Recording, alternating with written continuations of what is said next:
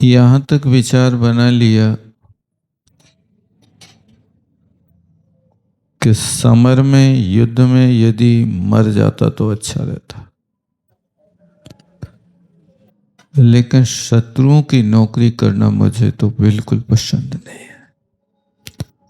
ऐसा विचार करते करते उसके परिणाम अब वैराग्यमयी होने लगे। और जब वैराग्य हुआ तभी से उसी वक्त निर्वाण संगम मुनि महाराज का वहां से आगमन हो गया। भाग्य की चीज के भी मुनि महाराज जा रहे थे, लेकिन उनका गति रुक गई। तो उन्हें देखा तो नीचे चैत्यालय। अब चैत्यालय के पास आए तो इंद्र था। अब इंद्र फिर महाराज की भक्ति करके और महाराज से अपने पूर्व भव पूछता। तो उन पूर्व भवों की बात चल रही है। तो महाराज ने कहा कि संसार चतुर्गति महाभयानक वन है। इस भयंकर वन में भ्रमण करते हुए तुम शिखापद नाम के नगर में मानुषी, मानुषी माने स्त्री की पर्याय में उत्पन्न हुए थे। और वो स्त्री थी तो ये कैसी स्थिति में थी कि वो दरिद्र थी। और दरिद्र थी, उसका नाम कुलवांता था। अब वो दरिद्र स्थिति स्त्री का और क्या स्वरूप है, क्या क्या उसकी परेशानी थी, उसको आचार्य महाराज स्पष्ट करते हैं। सा चिल्ला चिपटा व्याधीश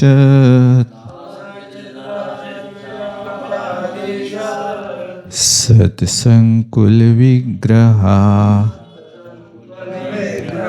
कथंचित कर्म संयोगात् लोकोच्छिष्टेन जीविता दुश्चेला दुर्भगा रुक्षा स्फुटतांगा कुमूर्तिजा उत्त्रायश्यमाना लोके लेवे सासर में न कुचित। कहते हैं सा चिल्ला, सा माने ये जो कुलवांता है ना, नाम पहले 56 नंबर के श्लोक में दिया था ना, तो वो कुलवंता स्त्री दरिद्री। चिल्ला, चिल्ला का अर्थ होता है कि जिसकी आंखें हमेशा कीचड़ से और पानी से भरी रहे, उसको चिल्ला कहते हैं। ये लिखा किलिन्ने चक्षु यस्याः सा चिल्ला किलिन्नस्य चिल पिल से चक्षुषी। ये यहाँ पर वार्तिक बनाई है कि जिसकी आंखें हमेशा गीली रहती हैं, और गीली रहती मतलब कीचड़ जिसकी आंखों से बहता रहता, उसको चिल्ला कहते हैं। और चिपटा, नाक चपटी थी। इतना ही नहीं, व्याधि सत्संकुल विग्रह, सैकड़ों रोगों से जिसका शरीर व्याप्त था। ये ध्यान रखना, आप किसका भव सुन रहे हो? ये इंद्र का पूर्व भव सुन रहे हैं। चूंकि इंद्र जिस पर्याय में हुआ है उसके पूर्व भव तो वो अहमेंद्र पद से आया है, लेकिन कुछ भव पूर्व वो ऐसी दरिद्री अवस्था में था, स्त्री था। और ये दो चीजें, आंख और नाक यदि चेहरे की बिगड़ी होती हैं तो व्यक्ति दुर्भग कहलाता है। व्यक्ति के चेहरे की शोभा आंख से और नाक से होती है। उन्होंने लिखा कि कंस ने जब देखा कारागार में जाकर के देवकी को कि उसके बेटा ना होकर के बेटी हुई है, जबकि मुनि महाराज के मुख से तो निकला था कि इसके 7 बेटे होंगे, लेकिन ये तो देवों की माया थी कि जिंदा बेटे भी दूसरी जगह रखे आते थे और मरा बेटा या बेटी वहां से ले आते थे। तो इस बार जो लड़का हुआ, वो जिस व्यक्ति के दंपति के यहाँ वो देव रख करके आया, तो उसी स्त्री को उसी वक्त लड़की पैदा हुई थी। तो देव वहां से लड़की को उठा लाया और देवकी के लड़के को वहां रख आया। अब जब कंस गया वहां प्रसूति गृह में, तो उसने देखा तो लड़की, तो सोचता है महाराज ने तो कही था लड़का, अब महाराज के वचन कैसे झूठे होगा, लेकिन फिर भी सोचता है चलो लड़की उत्पन्न हुई है, कहीं इसका पति ना हमारे लिए बाधक बन जाए। तो पहले सोचा कि चलो इसको मार डालते हैं, लेकिन बाद में उसने उसको अभय दान दे दिया। लेकिन ये कहीं बड़ी होकर के विवाहिता ना हो जाए, इसलिए उसकी नाक चपटी कर दिया, इसका रूप बिगड़ जाए। अब वो रूप बिगाड़ने के लिए नाक चपटी कही, लेकिन जब वो बड़ी हुई घर पर आई, तो बलदेव वगैरह उसको हमेशा चपटी चपटी कहते थे। चपटी बहन तो हुई इनकी, तो उसको बड़ा बुरा लगता था। तो एक दिन उसने जोश में आकर के घर छोड़ दिया और आर्य का दीक्षा ले लिया। इतनी सुंदर लगती थी, तपस्या कर रही वन में, वहां के भीलों ने समझा कि ये वन देवी है, उनकी पूजा करी। और फिर भी भील लोग उस वन देवी की पूजा करने के लिए द्रव्य लेने गए। तब तक वहां पर एक शेर आया और उसको खा गया आरिका को। उसकी सिर्फ 3 उंगली बची और सब कुछ खा गया। तो फिर उसके बाद में भीलों ने सोचा कि देवी गायब हो गई, अपना रूप बदल गई है, 3 उंगलियां छोड़ गई, माने त्रिशूल बना करके यहाँ पूजा कर। ये उनका वहां से त्रिशूल चला। जे वहां कृष्ण की बहन जो है, अब बहन तो नहीं मतलब हुई तो कहीं है, लेकिन भाई के बदले में जो आई है वो इस तरह से उनकी कहानी है। तो अब वो चपटी नाक थी, तो सब लोग उसको चपटी चपटी कहने लगे, तो उससे परेशान होने लगी हो। इस तरह से यहाँ पर भी चिपटा कहा और सैकड़ों रोगों से युक्त। कथंचित कर्म संयोगात्, क्या कहें कैसे कर्म का उदय है। खाने को भोजन नहीं, उच्छिष्टेन जीविता। जा रहे हो हास्य, उच्छिष्टेन झूठन खा के अजीब का चला रहा है। उच्छिष्ट माने झूठन होता है, दूसरों के यहां उच्छिष्ट लेकर के जीवन चल रहा है। दुश्चेला, पहनने को कपड़े नहीं, सो फटे टूटे कपड़े, चेल माने वस्त्र होता है, तो दुश्चेल वस्त्र। दुर्भगा माने पूर्ण रूप से भाग सुभग ना होकर के दुर्भग है, हर तरीके से पीड़ित है। रुक्ष, शरीर बिल्कुल रुक्ष है, ईंट की तरह, जिनका शरीर रुक्ष। स्फुटित अंग, शरीर रुक्ष, अंग पूरा। और कुमूर्धजा, जब पाप का उदय होता है तो शरीर के बाल भी साथ नहीं देते हैं। मूर्धज माने बाल होता है। वो कुमूर्धजा, वे ऐसे बाल थे कि रूह के जैसे सुंगरा आदि के बाल होते ना, तो वे अच्छे नहीं होते, ऐसे भी बाल होते हैं। ये है एक महानुभाव है, महाराज क्या कहें, अपने बालों ने भी साथ छोड़ दिया। तो मैंने सोचा कि बड़ा दुखी आत्मा है, क्यों अपने बालों ने, टोपी हटा के क्या देखो सिरगंज, यानी अपने बाल भी छोड़ के चले गए। तो ये कुमूर्धजा, बाल तो हैं लेकिन वे बाल ऐसे हैं कि कोई देखना पसंद नहीं करता। उत्त्रायश्यमाना लोके ने, अब इतना ही नहीं था, जहां जाती थी वहीं के लोग त्रास देते थे।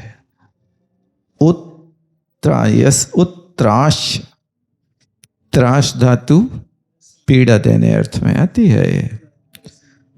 तो उत्त्राश माने बार बार, जैसे कोई चेटियां लेता ना, ऐसी वेदना पैदा करते थे लोग। ज्यादा क्या कहें, सा कुचित शर्म नाले वे, सा माने वो कुलवानता, दरिद्र स्त्री कहीं भी सुख को प्राप्त नहीं होती थी। सर में आने सुख होता है, सर में सात सुखानी चाहिए। जहां जाती थी वहीं दुख होते हैं। पाप कर्म का उदय होता है तो कोई साथ नहीं देता। शरीर की स्थिति भी क्या है, शरीर की दशा ऐसी है कि कोई व्यक्ति प्यार भी नहीं कर सकता। कीचड़ बह रहा हो, नाक बह रही हो, नाक चपटी हो और कई रोग खाज खुजली से भरे हों, कौन पास में आने देता।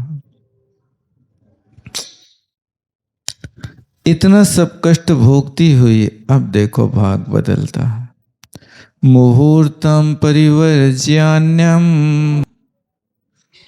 उस कुलवानता ने सुमानसा पवित्र मन से मुहूर्तम अन्नम परिवर्ज शरीरम छ, एक मुहूर्त के लिए उसने सब प्रकार के अन्न पानी का त्याग कर दिया और शरीर से ममत्व त्याग कर दिया। देखो इतने त्याग से वो मरी और किम पुरुष देव की क्षीर धारा नाम की स्त्री बन गए। मतलब यहां पर खाने के टुकड़ा नहीं मिल रहा खाने के लिए, और एक अंतर मुहूर्त के त्याग ने देव बना दिया। जिस देव के पास चक्रवर्ती से भी अनंत गुणा वैभव होता, ऐसे वैभव संपन्न त्याग की ये महिमा है। इसलिए त्याग की निंदा नहीं करना चाहिए। कई लोग कहते हैं कि क्या होता है क्या होता है। अध्यात्म के योगी सिर्फ एक वो ही त्याग मानते हैं कि जिससे मोक्ष होता है, जिससे स्वर्ग होता है, और स्वर्ग की क्रिया को तो ये बेड़ी कहते हैं। जबकि आप विस्तुति में पढ़ते हो स्वर्गाप वर्ग गम मार्ग विमार्ग निष्ठा, स्वर्ग का भी मार्ग है। आप उसके लिए ऐसे नहीं पा सकते कि हाथ पे हाथ बैठे रहो घर में और 100 बार खाते रहो, मुँह जूठा करते रहो, यश करते रहो, स्वर्ग में चले जाओ। स्वर्ग में जाने के लिए कम से कम पीतलेश्या के परिणाम होना चाहिए और कुछ त्याग की भूमिका होना चाहिए, तब स्वर्ग मिलता है। ऐसा स्वर्ग नहीं है कि जिस किसी लल्लू पंजू को हर किसी को मिल जाए। परिणाम वैसे बनाना पड़ता है। देखो यहाँ स्वर्ग मिला दरिद्रा को, तो किससे मिला? मुहूर्तम अन्नम परित्यज्य, एक मुहूर्त के लिए उसने अन्न त्याग किया था। शरीरम च, शरीर के प्रति ममत्व त्याग किया था। ऐसी स्थिति में सम्यक दृष्टि तो नहीं बनी, मिथ्या दृष्टि रही, लेकिन मिथ्या दृष्टि होकर के भी देव पर्याय को प्राप्त कर लिया उसने। किम पुरुषस्य, किम पुरुष से व्यंतर जाति के देवों के नाम है ना, किन्नर, किम पुरुष, महोरक, गंधर्व, भवनवासी देवों का, भवनवासी के देवों, भवन वाष्णव सुरनांग विद्युष्य परिणाग्नि बातस्तनि तो दीप दिक कुमारा, इनमें आते हैं जे व्यंतरा किन्नर किम पुरुष, जे इसमें व्यंतर देवों में आता है। किम पुरुष की स्त्री बनी और इसका नाम क्या? क्षीरधारा। देखो एक अंतर मुहूर्त के त्याग ने उस दरिद्र को इतिहास में रच दिया, नहीं रच दिया, ग्रंथों में आ गया। ऐसी दरिद्री स्त्री के जिसके लिए कहीं भी सुख नहीं, जहाँ जाती थी वहीं लोग उसका अपमान करते थे, और एक अंतर मुहूर्त के लिए त्याग किया तो वो देवी बन गई। इसलिए ध्यान रखो कि आप खा रहे हो, खाओ, खाने के बाद त्याग कर दो। कब तक? काल से नहीं बंधो। जब खाने की इच्छा होगी भगवान फिर से हम खाने का प्रत्याख्यान करेंगे, ले लेंगे, फिर त्याग कर देंगे। यदि आप 4-6 घंटे भी चलाते हो तो टुकड़ों का त्याग भी बहुत बड़ा त्याग होता है। क्या हो गया?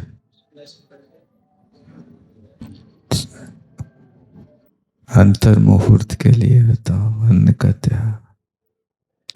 अब फिर कहते च्युता, उस किम पुरुष की स्त्री क्षीरधारा की पर्याय से च्युत हुई और रत्ननगरे, रत्नपुर नाम के नगर में धरणी गोमुखाक्यो, धरणी और गोमुख नाम के जो परिवार पति पत्नी थे, वो उनके यहाँ बिभ्र सहस भागाभ्याम तनियो अभूत कुटुंबिनो, उस दंपति के यहाँ सहस्र भाग नाम का बेटा हो गया।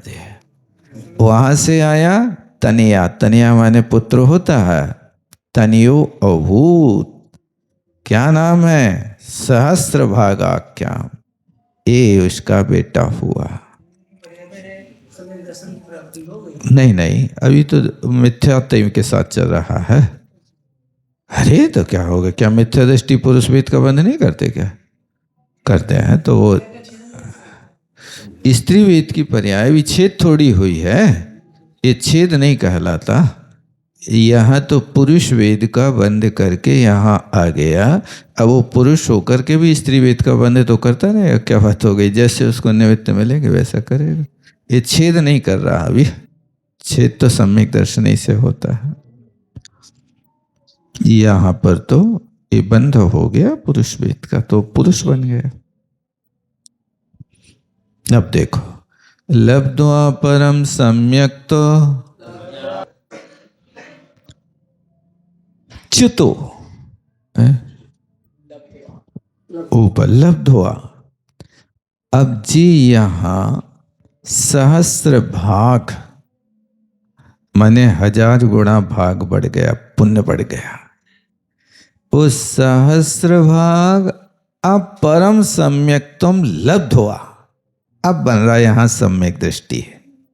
सम्यक दृष्टि बनकर अणुव्रत समन्विता, अब अणुव्रति भी बन गया, सम्यक दृष्टि भी बन गया, और पंचताम अणुव्रति बन करके मरा। पंचता माने मृत्यु होती है, मरा उस शुक्र नामक स्वर्ग में विबुध सत्तमा, विबुध माने देव होता है, उत्तम जाति का देव हो गया। शुक्र कौन सा स्वर्ग है शुक्र, महाशुक्र शतार, 10वां स्वर्ग है ना, शुक्र महाशुक्र शतार सहस्रार, 10वां स्वर्ग आएगा। उस 10वें स्वर्ग में विबुध सत्तमा, देखो श्रेष्ठ देव बना है, 9वां 10वां युगल है। बहुत अच्छा, अब तो सम्यक दृष्टि बन गई है जी। अब वो वहां च्युत हो, उस शुक्र स्वर्ग से च्युत होकर के महाविदेह नगर में, महाविदेहों में, रत्न संचय नगरे, रत्न संचयपुर में गुणवल्याम मणेर, गुणबली नाम की स्त्री और मणि जात उसका पुरुष, उस अमात्यात माने ये मणि जात नाम का मंत्री था रत्न संचयपुर नगर के राजा का, उसका ये समंतवर्धन नाम का बेटा हो गया। शुक्र स्वर्ग से आकर के अब यहाँ विदेह क्षेत्र में समंतवर्धन नाम का पुत्र हुआ। निष्क्रांतो विभुना सार्धम, आप कहते हैं कि विभुना सार्धम महाव्रत धरा अभवत।